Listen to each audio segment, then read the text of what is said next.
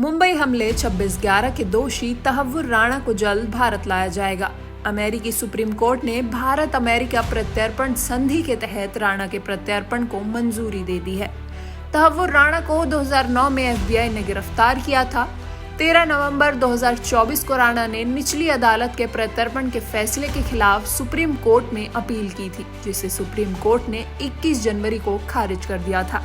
राणा के पास प्रत्यर्पण से बचने का ये आखिरी मौका था। इससे पहले उसने सैन फ्रांसिस्को की एक अदालत में अपील की थी, जहां उसकी याचिका को खारिज कर दिया गया था।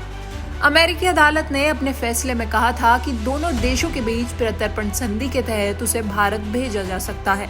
मुंबई हमले की 405 पन्नों की चार्जशीट में राणा का नाम भी आरोपी के तौर पर दर्ज है। इसके मुताबिक राणा ISI और लश्कर-ए-तैयबा का मेंबर है।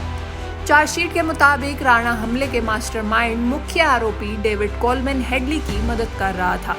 राणा हेडली ने तैयार किया था मुंबई हमले का ब्लूप्रिंट। मुंबई पुलिस की चार्जशीट के मुताबिक राणा आतंकियों को हमले की जगह बताने और भारत में आने के बाद रुकने के ठिकाने बताने में मदद कर रहा था।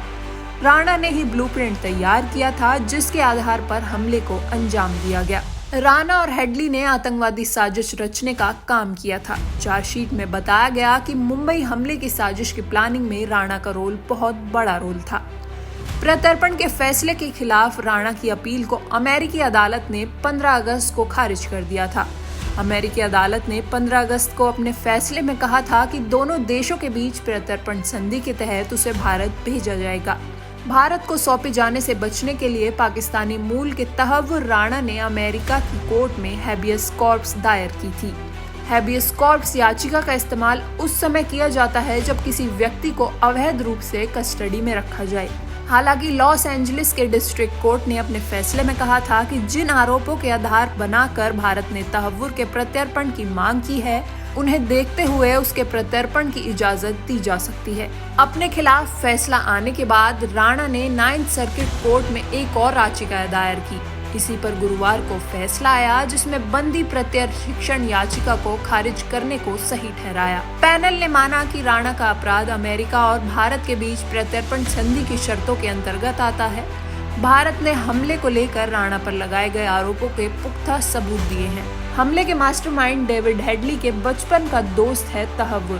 पिछले साल कोर्ट में सुनवाई के दौरान सरकारी वकीलों ने तर्क दिया था कि तहव्वुर इस हमले के मास्टरमाइंड डेविड हेडली का बचपन का दोस्त है और उसे पता था कि हेडली लश्कर-ए-तैयबा के साथ मिलकर काम कर रहा है।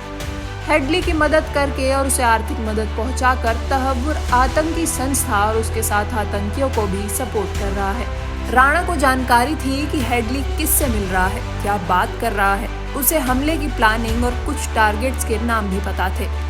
अमेरिकी सरकार ने कहा कि राणा इस पूरी साजिश का हिस्सा था और इस बात की पूरी आशंका है कि उसने आतंकी हमले को फंडिंग देने का अपराध किया है।